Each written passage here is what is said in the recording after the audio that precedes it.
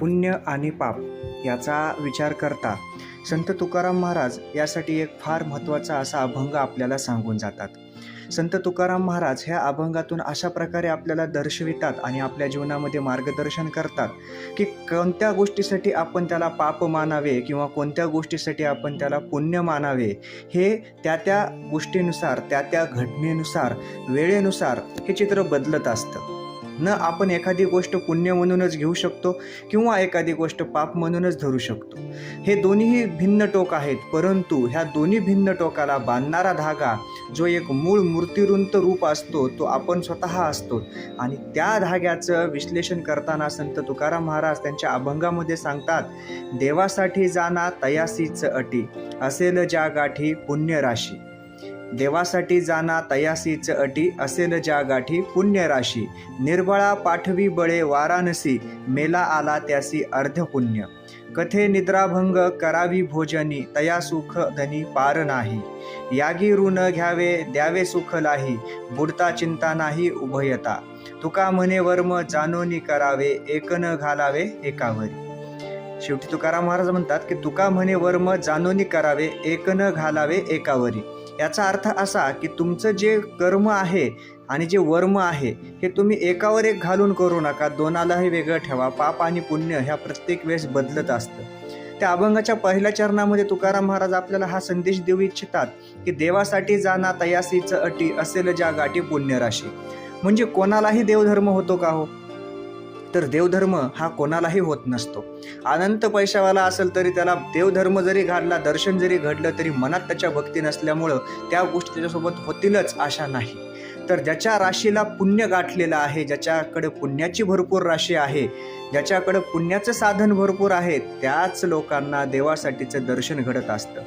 निर्बळा पाठवी बळे वाराणसी, मेला आला त्यासी अर्ध पुण्य. याचा अर्थ असा सांगितलाय त्यांनी की एखादा निर्धन असेल, निर्बळ असेल, त्याला जर तुम्ही योग्य प्रकारे मदत केली, त्याच्या अगर गरजेमध्ये जर तुम्ही मदत केली तर तुम्हाला त्याच्यातलं अर्ध्याच्या वर पुण्य हे तुम्हाला अर्ध पुण्य लागू शकतं. त्यांनी संदर्भ देताना असं सांगितलं की जर एखाद्या निर्धन माणसाला तीर्थयात्रा करायची असेल, वाराणसीला जायचं असेल आणि त्यासाठी जर तुम्ही त्याला पाठवून दिलं, त्याला आर्थिक बळ जर देऊन तुम्ही त्याची सोय करून जर पाठवून दिलं आणि तो तिकडे जाऊन मेला तरी देखील तुम्हाला त्याचं अर्ध पुण्य लागल. म्हणजे काय की जर तुम्ही योग्य कामासाठी मदत करत असाल एखाद्याला, जर सत्कारणी समाजासाठी उपयोगी असलेलं, देशासाठी उपयोगी असलेलं जर ते कर्म असेल तर त्या कर्मातून तुम्हाला जे फळ मिळतं हे फार मोलाचं असतं. भले मग एखाद्या वेळेस ते कर्म तुमचं निष्फळ जरी ठरलं तरी त्याचं मिळणारं फळ मात्र हे अमृताहून गोडच असतं. कथे निद्राभंग करावी भोजनी, तया सुखाधनी पार नाही. बऱ्याच लोकांना अशी सवय असते की कथा चालू असताना समोर महाराजांची कथा चालू असते, परंतु खाली मात्र डुलक्या घेणं चालू असतं, झोप लागलेली असते.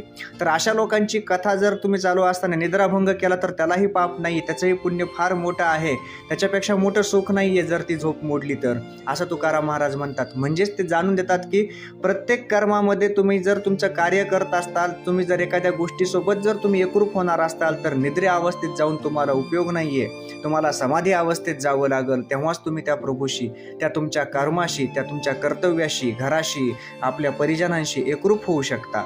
यागी ऋण घ्यावे द्यावे सुख लाही, बुडता चिंता नाही उभयता.